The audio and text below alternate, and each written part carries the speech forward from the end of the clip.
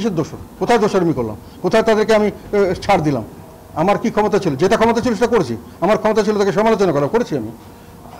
তার খারাপগুলি উঠে দিয়েছি, বিভিন্নভাবে উঠে দিয়েছি। কথা বলেছি, পাবলিক মিটিংয়ে বলেছি, এই যে বিদ্যুৎ খাতের এগুলো কথা বলেছি, গ্যাস খাতে কথা দুর্নীতির কথা বলেছি, ব্যাংকিং খাতের দুর্নীতির কথা বলেছি, টাকা পাচারের কথা বলেছি, বেকার সমস্যার কথা বলেছি, আমাদের স্কুলের টিচারদের বেতন ঠিক মতো অল্প দেওয়া হয়, এগুলো সব ক্ষেত্রে বলেছি। জনগণের পক্ষে কথা বলেছি। কিসের দোষ হলাম আমরা? তারা কিসের দোষর নয়? যদি নির্বাচন করা নিয়ে দোষের কথা বলা হয় 2014-14-তে না হলে 2018-তে তারা করেছে, বিএনপি সবাই করেছে। শেখ হাসিনাকে দেশে ফিরিয়ে এনে বিচার করার কথা বলা হচ্ছে, এই ব্যাপারে আপনাদের দিক থেকে আপনি সেই দাবি করেন? আমি এই দাবি করেছি, অলরেডি ইন্ডিয়ান মিডিয়াতে প্রকাশ হয়েছে, বিভিন্ন জায়গায় প্রকাশ হয়েছে। এই দাবি আমি করেছি, এটা আমি মনে করি এটা ন্যায্য দাবি, এবং ওনারও নিজেরও এখানে এসে বিচারের সম্মুখীন হওয়া উচিত। উনি দেশের নেতা ছিলেন, সকলের সামনে তার জবাবদিহি করা, তার দোষ করলে দোষ স্বীকার বা অস্বীকার যেটাই হোক, বিচার হওয়া উচিত তার।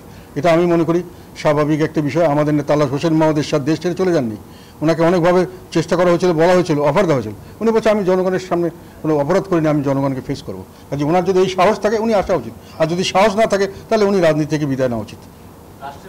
রাষ্ট্রের তার বিরুদ্ধে বিচারের উদ্যোগ নেওয়া উচিত কিনা? অফকোর্স সমস্ত দোষীর বিচারের আওতায় আনা উচিত। বিচারের বাইরে কেউ থাকা উচিত নয়।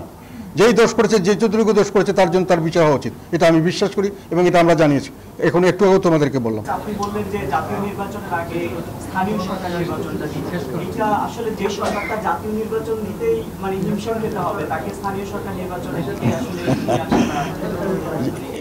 হিমশিম খাবে এরকম করে আমার মনে হচ্ছে না। এবং জাতীয় নির্বাচনের আগে দেওয়ার জন্য আমি এটাই বলেছি, জাতীয় নির্বাচনে সরকার গঠিত হবে, নতুন সরকার গঠিত হবে। কাজেই সেটাতে জন্য পারফেক্ট নির্বাচন হচ্ছে কি না, এটা যেহেতু ওনারা কিছু ট্রায়াল বেসিসে কিছু চেঞ্জ করবেন, তাহলে এগুলো নির্বাচন যেহেতু এখন দরকার আছে, যেমন সিটি কর্পোরেশন, উপজেলা যেগুলো ভেঙে দেওয়া হচ্ছে, বা পৌরসভা বা যেটাই হোক, যেগুলোতে ভেঙে দেওয়া, এগুলোতে নির্বাচন করতে হবে। এগুলো করলে এগুলোর সিগনিফিকেন্স কম, এটা থেকে বোঝা যাবে না যে সরকার কি আসলো।